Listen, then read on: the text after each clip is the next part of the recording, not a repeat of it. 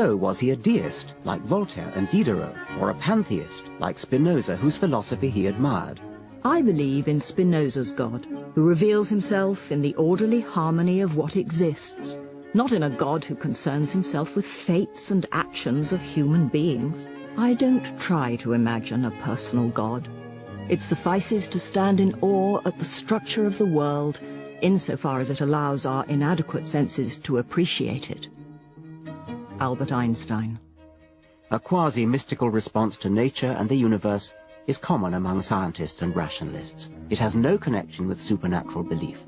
Great scientists of our time who sound religious usually turn out not to be so when you examine their beliefs more deeply. One of Einstein's most eagerly quoted remarks is, "Science without religion is lame. Religion without science is blind." But Einstein also said, "It was, of course, a lie what you read about my religious convictions, a lie which is being systematically repeated. I do not believe in a personal God, and I have never denied this, but have expressed it clearly.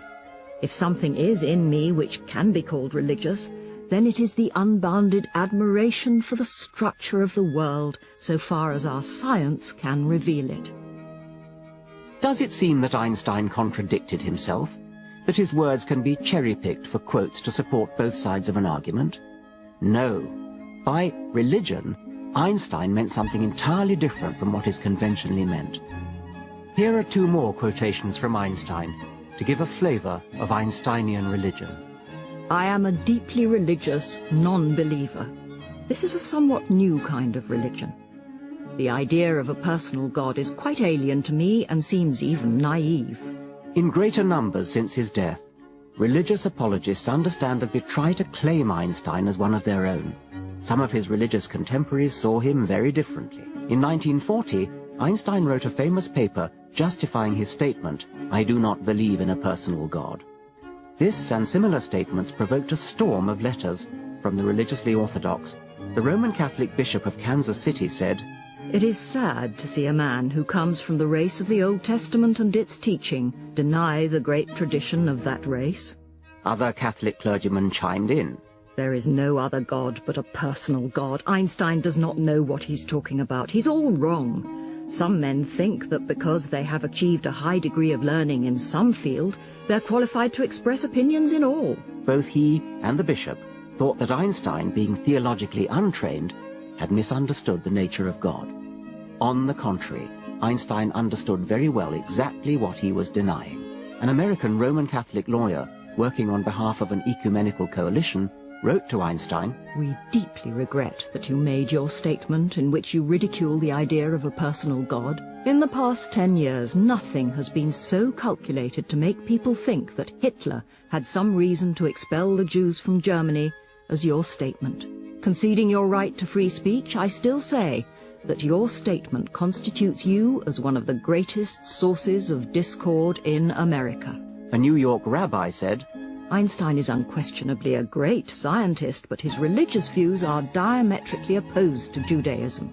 The president of a historical society in New Jersey wrote a letter that so damningly exposes the weakness of the religious mind. "We respect your learning, Dr. Einstein, but there is one thing you do not seem to have learned, that God is a spirit and cannot be found through the telescope or microscope, no more than human thought or emotion can be found by analyzing the brain. As everyone knows, religion is based on faith, not knowledge. Every thinking person, perhaps, is assailed at times with religious doubt. My own faith has wavered many a time, but I never told anyone of my spiritual aberrations for two reasons. One, I feared that I might, by mere suggestion, disturb and damage the life and hopes of some fellow being. Two, because I agree with the writer who said, there is a mean streak in anyone who will destroy another's faith. I hope, Dr. Einstein, that you were misquoted and that you will yet say something more pleasing to the vast number of the American people who delight to do you honor." What a devastatingly revealing letter. Every sentence drips with intellectual and moral cowardice. The one thing all his theistic critics got right was that Einstein was not one of them. He was repeatedly indignant at the suggestion that he was a theist. There is every reason to think that famous Einsteinisms like, "God is subtle but he is not malicious," or "he does not play dice," or did God have a choice in creating the universe, are pantheistic, not deistic, and certainly not theistic. God does not play dice should be translated as randomness does not lie at the heart of all things. Did God have a choice in creating the universe means could the universe have begun in any other way? Einstein was using God in a purely metaphorical, poetic sense. So is Stephen Hawking, and so are most of those physicists who occasionally slip into the language of religious metaphor. The metaphorical or pantheistic God of the physicists is light years away from the interventionist, miracle-wreaking, thought-reading, sin-punishing, prayer-answering God of the Bible, of priests, mullahs and rabbis, and of ordinary language. Deliberately to confuse the two is, in my opinion, an act of intellectual high treason.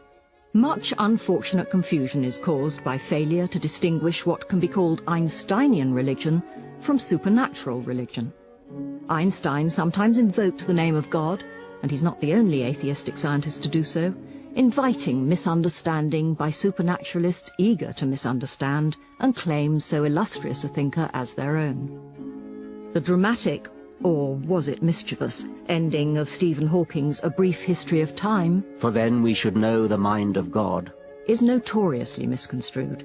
It has led people to believe, mistakenly of course, that Hawking is a religious man.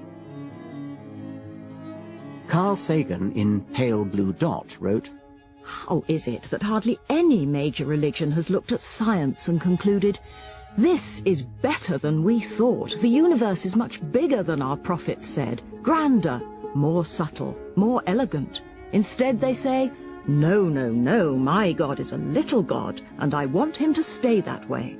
A religion, old or new, that stressed the magnificence of the universe as revealed by modern science might be able to draw forth reserves of reverence and awe hardly tapped by the conventional faiths. I hear myself often described as a deeply religious man. An American student wrote to me that she had asked her professor whether he had a view about me. "Sure," he replied. "He's positive science is incompatible with religion, but he waxes ecstatic about nature and the universe. To me, that is religion." But is religion the right word? I don't think so.